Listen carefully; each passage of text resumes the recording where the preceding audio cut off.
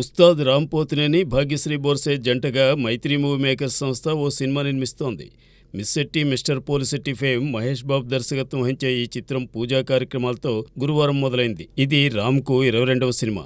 దీని ముహూర్తపు సన్నివేశానికి Gopichand Malineni camera switch on చేయగా హనురాఘవపూడి క్లాప్ ఇచ్చారు. వెంకీ కుడుమల గౌరవ దర్శకత్వం వహించారు. వీరితో పాటు దర్శకులు శివ నిర్వాణ, పవన్ సాధినేని, నిర్మాతలు నవీన్ నిర్నేని, రవిశంకర్ ఎలమంచిలి, సీఈఓ చిర్రితో చిత్ర దర్శకుడు మహేష్ బాబుకు స్క్రిప్ట్ను అందించారు. ఈ సినిమా కోసం రామ్ ప్రత్యేకంగా మేకోవర్ అవుతున్నట్టు మేకర్స్ తెలిపారు. యువతను ఆకట్టుకునే అంశాలతో పాటు చక్కటి కథ, కథనంతో ఇది తెరకెక్కబోతోందని మహేష్ చెప్పారు. మైత్రి మూవీ మేకర్స్ అధినేతల్లో ఒకరైన నవీన్ నిర్నేని పుట్టినరోజునే ఈ సినిమా ప్రారంభం కావడం విశేషం. ఎవరైనా తమ సినిమా ప్రీమియర్స్ను ఒక రోజు ముందో 2 రోజుల ముందో వేస్తారు. అయితే 6 రోజుల ముందు ప్రీమియర్స్ను వేస్తున్నారు రోటీ కపడా రొమాన్స్ నిర్మాతలు వేణుగోపాల్, సృజన కుమార్ బొజ్జం. నిజానికి ఈ సినిమాను ఈ నెల 22న విడుదల చేయడానికి సన్నాహాలు చేశారు. అయితే తగినన్ని థియేటర్లు దొరకని కారణంగా విడుదలను 28కి వాయిదా వేశారు. ఇటీవల ఈ సినిమాను చూసిన కొందరు చాలా బాగుందని చెప్పడంతో ఈ నెల 22 నుండి పెయిడ్ ప్రీమియర్ షోస్ను వివిధ నగరాల్లో వేయబోతున్నట్టు తెలిపారు. 2024లో విడుదలైన చిత్రాల్లో బెస్ట్ ఫీల్ గుడ్ లవ్ స్టోరీగా రోటీ కపడా రొమాన్స్ నిలుస్తుందనే ఆశాభావాన్ని నిర్మాతలు వ్యక్తం చేస్తున్నారు. మోహన కృష్ణ ఇంద్రగంటి దర్శకత్వంలో శివలంక కృష్ణప్రసాద్ నిర్మించిన సినిమా సారంగపాణి జాతకం. డిసెంబర్ 20న ఈ మూవీ విడుదల కాబోతోంది.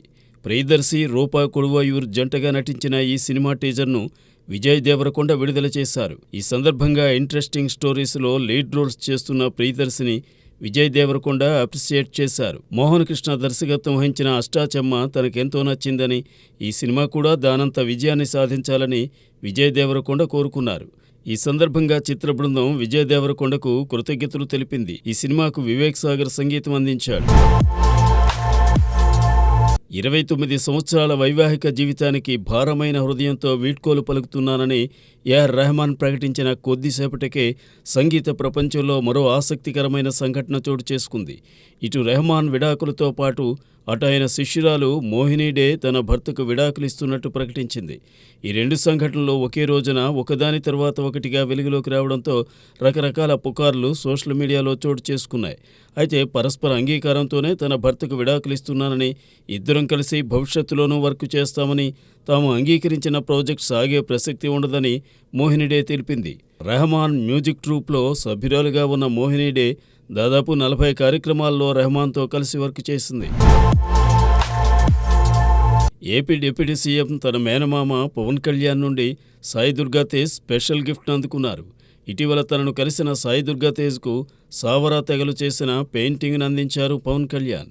ఈ సందర్భంగా తీసుకున్న ఫోటోను సోషల్ మీడియా ద్వారా సాయి దుర్గా తేజ్ షేర్ చేశారు. దీనిపై సాయి దుర్గా తేజ్ స్పందిస్తూ, మామయ్య పవన్ కళ్యాణ్ దగ్గర నుంచి అందుకునే బ్లెస్సింగ్స్తో పాటు ఆయనిచ్చే ప్రతి గిఫ్ట్ ఎంతో ప్రత్యేకమైంది. ఏపీలోని ఉత్తరాంధ్ర ఏజెన్సీకి చెందిన సావరా ట్రైబ్స్ వారు నేచురల్ కలర్స్తో పెయింటింగ్స్ గీస్తారు. శతాబ్దాల చరిత్ర ఉన్న సావరా తెగల వారి కళ అంతరించిపోతోంది. వీరి ఉనికిని కాపాడాలంటే మనమంతా సావరా తెగలు తయారు చేసిన పెయింటింగ్స్, ఇతర అలంకరణ వస్తువులు కొనుగోలు చేసి ప్రోత్సహించాలి. పవన్ కళ్యాణ్ గారు ఎవరికైనా బహుమతిగా కొండపల్లి, ఏటికొప్పాక బొమ్మలతో పాటు సవర తెగల పెయింటింగ్స్ ఇస్తారు.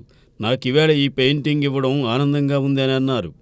మేనమావ పవన్ కళ్యాణ్తో కలిసి బ్రోలో నటించిన సాయి దుర్గా తేజ్ ఇప్పుడు హనుమాన్ నిర్మాతలు తీస్తున్న పాన్ ఇండియా మూవీలో యాక్ట్ చేస్తున్నాడు.